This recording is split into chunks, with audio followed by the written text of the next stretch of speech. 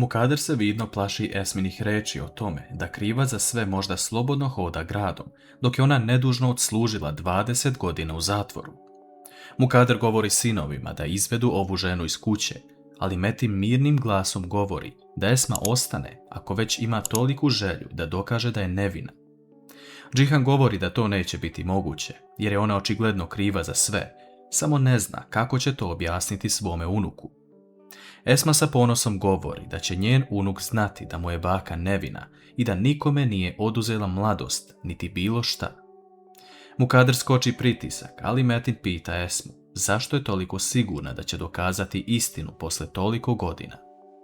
Mukader ustaje govoreći Esmi da izađe iz kuće i da im je ušla u život nepozvana i pokvarila mir. Esma govori da će izaći iz vile, ali ne može da krivi Džihana i Metina zbog njihove majke. Ali da li su se nekada zapitali da je njihov otac imao još jedno lice pred njihovim odrastanjem? Mukader ne može da podnese ove reči, to jest istinu koju Esma iznosi, ali Metin zaustavlja Mukader, govoreći da je on pozvao Esmu da dođe danas i da je ona njegov gost. Svi se zapitaju zašto je Metin to uradio i kako je došlo do toga. Džihan pita Metina kako je mogao to da uradi, ali Metin pita Džihana, zar nije on rekao da je jedina prepreka između njega i Hančer Esma, tako da sada ima priliku da sve reši. Metin govori da Esma sada ima pokušaj da iznese sve dokaze, a Mukader se plaši, govoreći da ona nema ništa. Metin tada govori svojoj majci da se onda ne mora plašiti ako je sigurna u sebe. Prelazimo kratko na situaciju između Derije, Džemila i Serveta. Derija zna kakav je Servet, a on ju je pozvao da se nađu danas. Servet neće odustati od Derije i radi sve za nju, ali također, ako ona ne dođe danas, pronaći će gde živi. Derija izlazi iz kuće noseći biljku koju je dobila od Serveta i daje komšinici. Ona odlazi na određenu lokaciju, ali u jednom trenutku Džemil sa poklonom iz daleka vidi Deriju, ali ne vidi Serveta. Ona se pravi da joj je loše, te odlazi, a Džemil kreće nazad kući. Sila dolazi u Enginovu kancelariju nakon što vidi da je on izašao. Ona pije kafu sa Nisom, pitajući kako se Engin osjeća povodom razvoda, a Nisa govori da je njegovo stanje uobičajeno. Sila pokušava da izvuče informacije od njih dvoje, te brzo odlazi iz kancelarije, ali šta može da se krije iza ovoga? Ertugrul staje na Esminu stranu, govoreći mu Kader da prestane sa takvim rečima.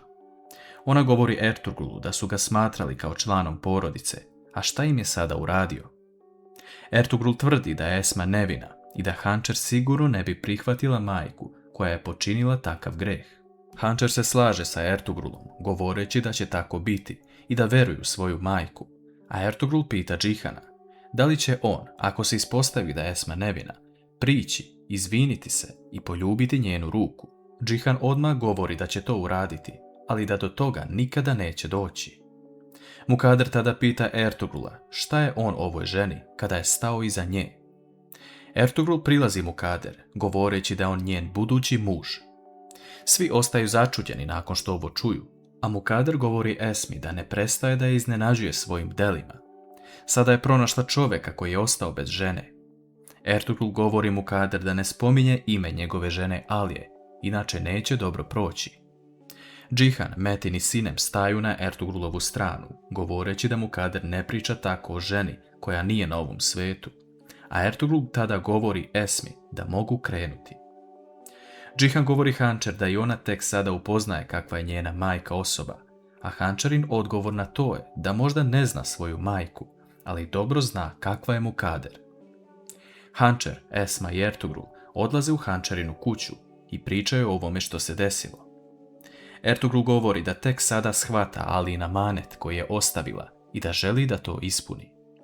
Tokom ovog teškog perioda oni su mu postali porodica i veruje da je Esma nevina, tako da će biti tu uz nju, a Hančer je uvek gledao kao svoju ćerku. Šta će Esma odlučiti i da li će ispuniti Alijin amanet?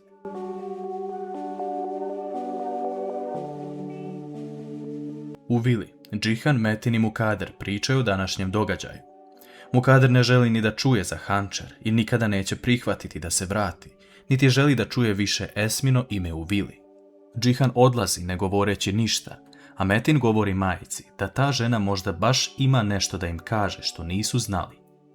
Hančer priča sa svojom majkom o svemu, ali Esma je spremna da uradi sve za svoju porodicu i da dokaže da je nevina. Njih dve se čude zašto je Metin došao odjednom i popričao sa Esmom, a Hančer misli da je to uradio kako bi se odužio njoj, jer je ona imala ulogu za pomirenje njega i sine. Hančer kasnije pita Esmu kakvu će odluku donijeti za Ertugrulov predlog, a Esma govori da je Ertugrul častan čovjek, koji je uvijek bio uz nju od kada ga je upoznala i da je mnogo volela Alije. Hančer će podržati majku kakvu god odluku da donese i bit će uz nju, a to daje Esmi vetar u leđa. S druge strane, Derija pokušava da izbjegava Džemila zbog serveta kojeg ne može da se reši. Džemil kupuje Deriji omiljeni slatkiš iz poslastičarnice, donosi joj hranu u krevet, ali Derija se pravi da sumnja na Džemila. On joj se pravda govoreći da nazove Gusum jer je ona bila svedok na Olginoj strani, a Derija se začudi kako je Gusum mogla to da uradi. Engin dolazi u kancelariju sa buketom narcisa. On daje cveće Nisi da stavi u vazu, a ona pita da li je to za nju. Engin se zbuni u trenutku, a Nisa govori da obožava narcise. Engin govori da će od sada samo to cveće kupovati ako naiđe na njega i to mu je izgovor da ne bude očigledan. Nisa prenosi da je bila sila i tražila Engina, a on je odmah nazove, govoreći da su njih dvoje završili. Engin izlazi u hodnik, a Nisa sluša ovaj razgovor, dok Engin govori sili da oni više nemaju ništa i da ne može čak ni prijatelj da bude sa njom. Da li će sila uskoro otkriti da je zapravo trudna sa Enginom? U jednoj sceni vidimo novo dešavanje u seriji. Jedna žena dolazi u mentalnu ustanovu kako bi posjetila Bejzu. Ta žena je Bejzina majka, o kojoj ne znamo ništa u seriji, ali ona prilazi Bejzi, govoreći da je jedina bila kod Nusreta na groblju, ali i kod Bejze, jer ih niko ne posećuje. Ona dodaje da će od sada biti ovdje i osvetiti se svima koji su im ovo uradili. Derija zove Gusum na telefon, govoreći da je upropastila njihovo prijateljstvo, tako što je stala na Olginu stranu. Gusum govori da to nije istina, već je Olga dovela mafiju sa sobom, pa joj je čak jedan od tih ljudi uzeo telefon na ulasku. Derija će oprostiti Gusum samo pod jednim uslovom, ali šta to može biti? Gusum prilazi Olgi, koji uskoro čeka povratak u Rusiju, jer nije pronašla način da dođe do papira. Gusum joj predlaže svog rođaka, koji će se oženiti sa Olgom za 2000 evra i to bi joj bio jedini izlaz, a on čak čeka napolju. Olga nema drugi plan, te kreće sa Gusum, ali ispred sebe vidi Deriju, koja svodi račune s njom.